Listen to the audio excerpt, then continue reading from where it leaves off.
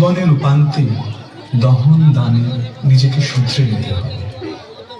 মৃত্যু অমুখ, আগুনের স্পর্শে অস্থিমজ্জার নিমেষে অদৃশ্য।